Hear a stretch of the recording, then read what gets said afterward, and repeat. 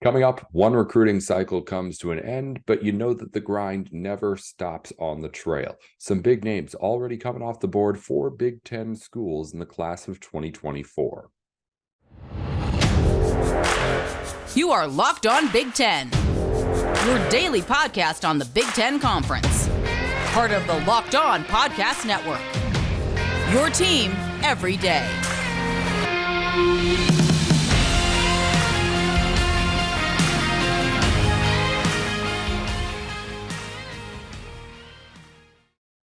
Hey, thanks for tuning in to Locked On Big Ten. I'm your host, Nate Dickinson. Today's show is brought to you by FanDuel Sportsbook, official sportsbook of Locked On. Make every moment more. Visit FanDuel.com/LockedOn today to get started. We're going to start off our show today with a look at recruiting. The 2023 class getting wrapped up with National Signing Day last week, but that just means that we're moving on to 2024. And we've got big names that have been coming off and did come off the board in committing to Big Ten schools over the last week. So let's talk to John Garcia Jr., our recruiting experts, on who those guys are and what the story is behind them, because there's a little bit more than meets the eye with these in-state recruits making their commitments known here early in the cycle. You're tuned into Locked On Big Ten, everything you need to know about the conference every day. I'm Nate Dickinson. We're joined by John Garcia Jr., our recruiting expert, to let us know everything that you need to know in what's going on in the recruiting realm around the Big Ten on the football side of things. And he's brought to, of course, as always, by LinkedIn Jobs. If you want to find your next great candidate for your open position, just like Big Ten teams are finding their next great candidates for open positions on the field and recruiting, you can do it over at LinkedIn Jobs. Thanks, John, for joining us as always here on the program to talk a little bit with us. We had signing day last week, so we move on now already. Of course, teams have already been in the 2024 class, and some big commitments coming in over the last week in the Big Ten. I want to start under center. 3-star commit, in-state commit, so maybe not the most eventful of recruiting processes to get AJ Cerezo over to Rutgers, but this is a quarterback. This is a guy who's now a Big Ten quarterback, so we got to talk about him. What do we know about what this guy can do, John, and who he is as a prospect?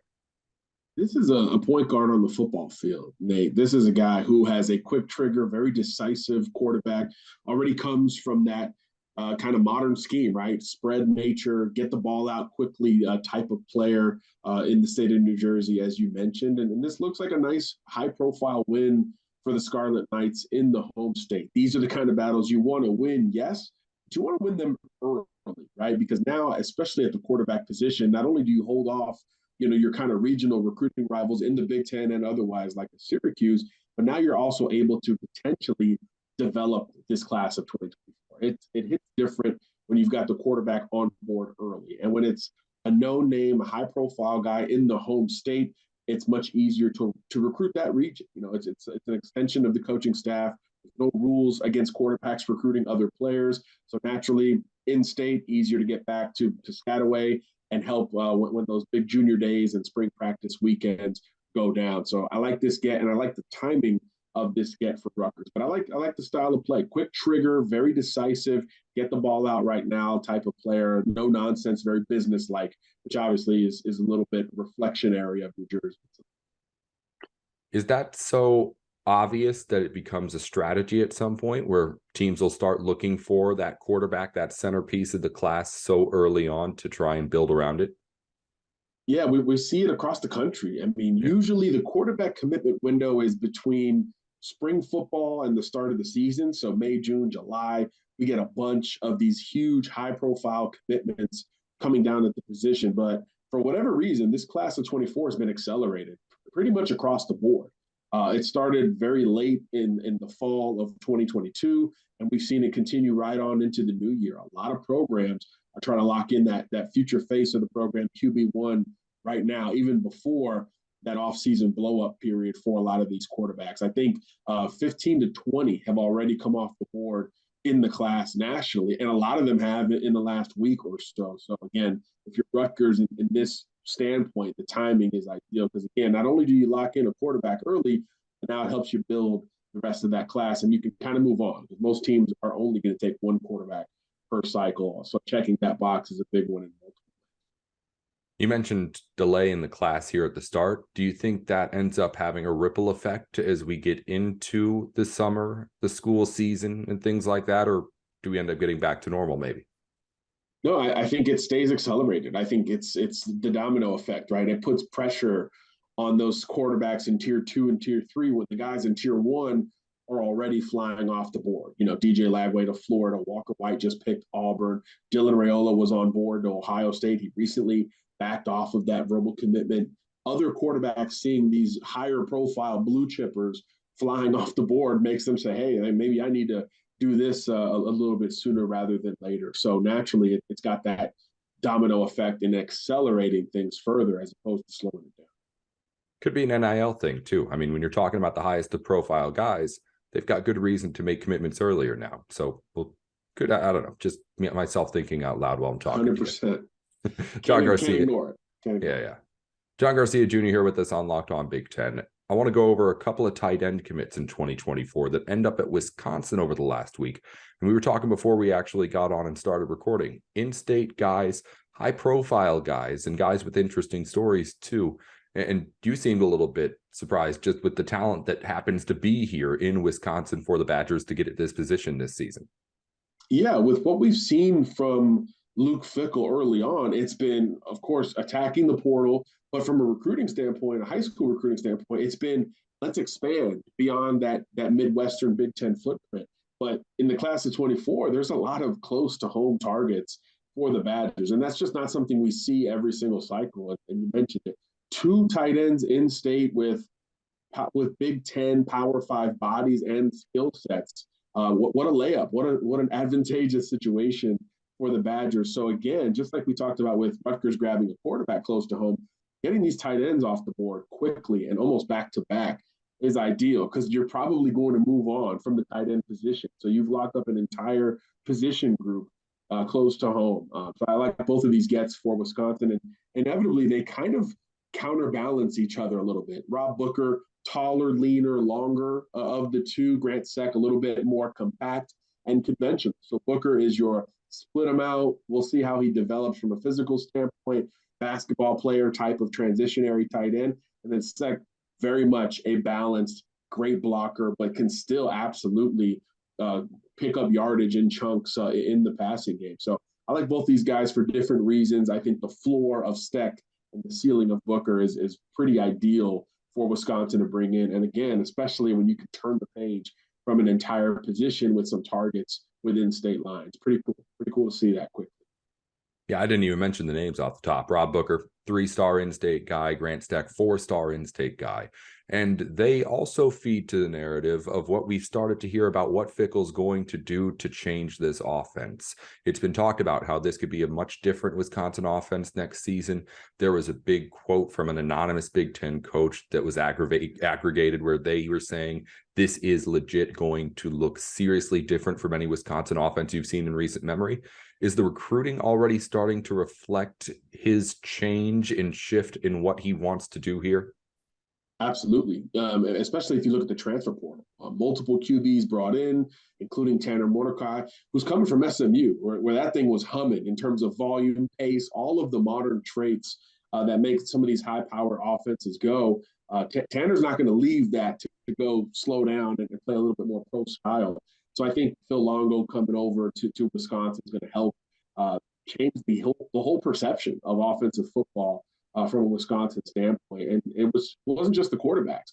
They've hit the receiver ranks very hard through the portal. A couple guys from Cincinnati, as you would have mentioned, but going out and getting guys from Oklahoma State and some other places that are known for throwing it around a little bit, I think does say a lot about where this offense is going to go. And it'll be immediate. I think that's the biggest difference.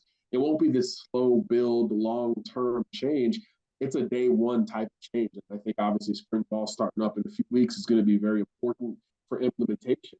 But personnel-wise, and with all those returning pass catchers Wisconsin's going to have, it's got to hit the ground running. And I think with Tanner Mordecai, it absolutely will. There's not many QBs that are going to lace them up in 2023 that have more experience and or production next to their name than him. I know a lot of Badgers fans are definitely excited to see something a little bit different on offense. We'll see if Fickell can live up to the hype that he's building here in the first few months. One more name I want to get to you before we let you go, John. Jacob Bowden, 4-star guy going to Michigan from Michigan. We're talking all in-state guys. Realize now here as we get to the end of it. Yeah. But this a 4-star guy in Michigan going to Michigan, which isn't a huge surprise. Michigan gets 4-star guys. It's an in-state guy. But this one, someone who is at least looking to play somewhere quickly, possibly, and on the defensive backfield there, it's looking like where he's going to end up for the Wolverines, you said before we got going here. Yeah, absolutely. I mean, this is another one of these high-profile, long two-way players that's going to play in the secondary. We see that now every single year, and it's become the expectation with the Michigan Wolverines, and it just happens to be an in-stater on top of it. But you think of your DJ Turners, you think of your Will Johnsons this past year. Jacob Bowden kind of fits that profile, 6'1", 185 pounds or so. Very good high school receiver, but you just see that length and those ball skills translating over to the secondary. Again, we just talked about with Wisconsin opening things up, Rutgers getting a quarterback commitment who's very decisive, and Wisconsin getting towering tight ends. You need length and ball skills to combat some of those things. So Michigan just kind of rolling right along. They somehow do this, Nate, where it's like they're grabbing blue chip players that are going to project well from an athletic profile standpoint, and they're developing them very quickly, but they're still somewhat under the radar simultaneously, even though they won the Big Ten title the last couple of years and got that Ohio State monkey off their back on the field. So it's really interesting to see how Michigan is kind of just maintained and developed, even though they're not bringing in the number one recruiting classes and obviously, going up against these Goliaths from a recruiting and talent acquisition standpoint. But here's Michigan again, keeping a kid close to home early on. Again, the timing of all of these really important to move on from these premium positions. But Jacob Bowden, again, a guy who's a long-term projection in the secondary. Great ball skills, great length. Another one of those Michigan secondary players that you could just see making an impact, while he's still a teenager. In-state guys, not always the most exciting stories as far as how they got there. It could be as simple as just, hey, always been the Michigan fan or anything like that. But as John's always here to tell us, there's always a little bit more to it than just that. And the importance of these guys committing always just has a little bit more when you go a little bit more in depth. So we thank you for giving that side of things to us every time we have you on here, John.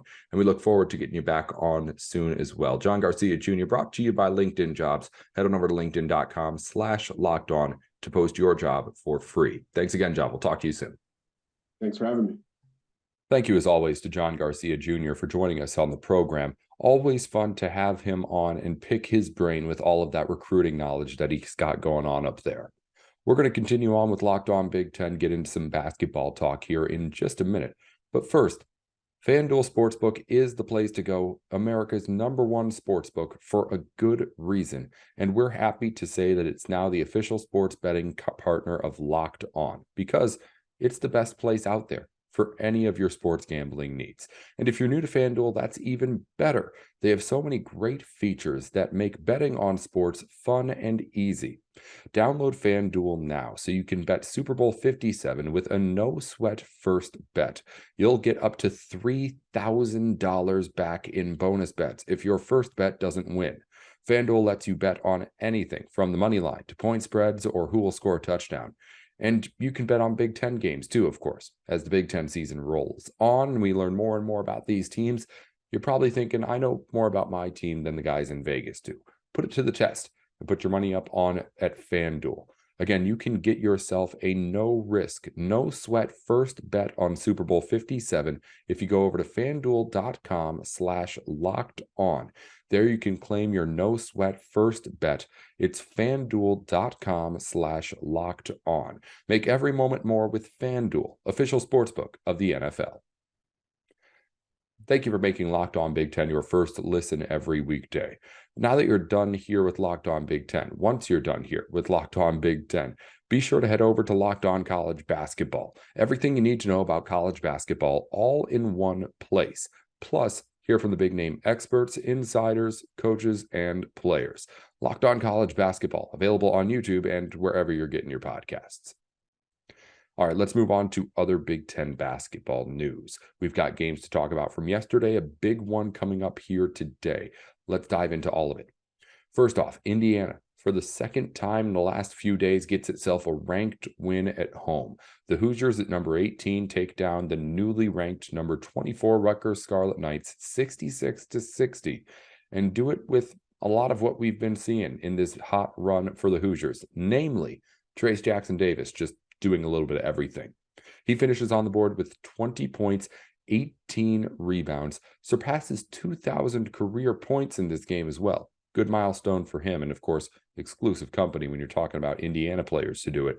He did great. Miller Kopp was great. He took advantage of opportunities. I was talking about how I was expecting Rutgers to maybe be a little bit more trouble on the outside. Just wasn't the case. They focused on the defense inside. Miller Kopp opened up with 18 points, 4 of 6 from behind the arc, and he was a big part of the reason why the Hoosiers won this game. It was a rough scoring stretch in the second half that leads to a 66-60 final, and neither team hit 70 points. There was a really weird stretch where Indiana's, I guess, defense, you could say, was good, and Rutgers too. You could say that there was just some not exactly outstanding shot quality being taken at some points in that stretch. But there was a bit of a drought there in which Indiana extended its lead and got a little bit more comfortable. But Hoosiers really could have taken the game away. Rutgers could have come back and been back in things as well too. Just wasn't able to figure out on either side. I am all aboard the idea that Indiana is legit good now. Like legit top 15, where they were in the preseason and where we thought they would become right now. I'm confident in saying that they're back there. After you get these 2 wins at home, and after you put that on the back end of what has been a great stretch of not just winning basketball, but considerably improved basketball, a team that's doing the things that we talked about them needing to do to get better. They've been doing it. They've been getting to that point. And I'm ready to get to the point where I'm saying, okay, Indiana can go deep in this tournament now. Like, I'm not ready to go top 10 team yet, but as I said it, this is like top 15 respect that they need to be having in the next AP poll. I was surprised they only moved up to 18 after beating Purdue. I would not be surprised, or I would be surprised if they don't take another jump, at least 3 spots, if not more, in the next poll. Of course, they're not the only team there. Other teams are going to win and lose games. But I just think Indiana's at that point where they have deserved that respect now. The only thing that really stands out to me when I look at the box scores, yes, Indiana shot better. There were other things Indiana out-rebounded. Those were good spots, but the free throw line, yet again, Indiana just dominating. Indiana makes 11 more free throws on 14 more attempts at the line, and when it's a 6-point game, yeah, that's the difference maker. And Indiana has been killing it in that category in particular, and that's part of the reason why they're in just about all these games that they're winning. Moving on, the other game that I wanted to mention, of course, Michigan State against Maryland. Spartans hold on for a nice quality win, 63-58. A game of runs, if there has ever been one in the Big Ten. First 15 points of the game go Michigan State's way. Of course, if you're a Spartan basketball fan this season, you know that they had to make it at least a little bit tougher on you. So runs back and forth, let Maryland back in it, and then Michigan State pulls back away. Ends up being a 5-point Michigan State win. Joey Hauser with 20, Tyson Walker with 17. And when it gets to Selection Sunday, that's going to be a big win for both of those, for that Michigan State team to be able to have there on the resume. Nice little boost for them against another tournament team. Finally, tonight, big matchup on the bubble. Penn State and Wisconsin, the 2 teams that we've talked about in the last episode, are the teams that are still right there, but in a consensus across the board, when we've talked to different sources or looked at different sources, these 2 teams both are on the outside looking in at the moment. Who can get the big bubble win? That is going to be key, not only for where these 2 teams end up come after this game, as far as where the projections go, but we've talked about it before. On Selection Sunday, if it gets down to being as close as it is right now between Penn State and Wisconsin, and we're looking at one of these teams making it and one of them not, now you got that head-to-head win if you win this game tonight. Penn State, on the average of the 4 sources that we talked about before, CBS, ESPN, USA Today, and the team rankings composite scores, we have right now, on an average, Wisconsin 4.5 teams out of making that field of 68. Penn State 7 teams out on average of making that field. We'll see what changes after whoever wins this game tonight. That's going to be a big one, maybe the biggest game on the bubble that the Big Ten has had all season between the Badgers and the Nittany Lions. And of course, we'll recap it all here on Locked On Big Ten on tomorrow's show. Let's wrap things up today, though, with a look around Big Ten news. And we've got tons of news to get to, mainly in Player of the Week, and I'll zoom through those in a second. But first, some credit due over on the men's tennis courts. Ohio State is the #1 team in men's tennis, according to the latest NCAA rankings. Also, Michigan clocks in at number 4 and Northwestern at number 22. I mentioned a lot of athletes of the week released today, so I'm just going to do a speed round here of all the biggest names you need to know. As far as men's tennis, Ohio State's James Trotter is the men's tennis athlete of the week. In men's swimming, Ben Wiegand is the men's swimmer of the week. That's where I was trying to get to. Swimmer, not player. Swimmer of the week. Diver of the week is Wisconsin's Daniel Muller. In women's golf, Northwestern's Lauren Nugent is the athlete of the week, golfer of the week. And in women's swimming, Wisconsin's Mallory Jump is swimmer of the week. Penn State's Wei Wei is diver of the week. Finally, in women's tennis, Ohio State sweeping the Player of the Week awards. Irina Cantos-Seamers is the women's tennis Player of the Week. Finally, in the Super Bowl, I was going to look this up myself, but Yahoo did it for me, so good on them. 9 different Big Ten teams have at least one player with representation on a roster in the Super Bowl. Michigan leads the Big Ten with 4 players in the Super Bowl this season. Nebraska has 3 to come in second.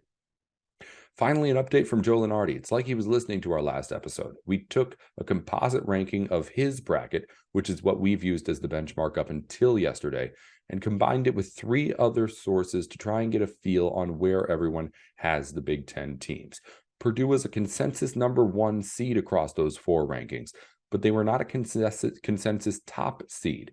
Lunardi, again, almost as if he was listening to the show, tweeted out yesterday a clarification on why exactly it is that he has Purdue at the top. Here's the tweet, and I quote, "The Boilermakers clearly have the best NCAA tournament resume, but pollsters typically miss or ignore that on a week-to-week basis. The result is that, at least for now, there is true consensus on the nation's #1 team. Enjoy it while it lasts," he says. So the translation, maybe not everybody week to week is putting Purdue at the top just because we're overanalyzing things, but when you step back, it's pretty clear right now, at least, Boilermakers have the best resume in the country, should be the top seed in that NCAA tournament. At least that's what Lunardi's on his soapbox saying. That'll just about do it for Locked On Big Ten today. Be sure to tune in next time. We'll recap that big game tonight, as well as another Big Ten basketball matchup we have here this evening, too, to get to. Not quite as pivotal, that battle there, but we'll get over all of it here on next time's Locked On Big Ten. Now that you're done with Locked On Big Ten as your first listen, make your second listen Locked On College Basketball. Experts Isaac Shade and Andy Patton bring you everything you need to know on the court, plus hear from big-name experts, coaches, and players throughout the basketball landscape. Locked On College Basketball, available on YouTube and wherever you get podcasts. Also available in those places, Locked On Big Ten, of course. Be sure to follow us along wherever you get your podcasts on YouTube and on Twitter at Locked On Big Ten. 10 at the end when you're typing it out, not TEN. I'm Nate Dickinson at Nate with Sports with Locked On.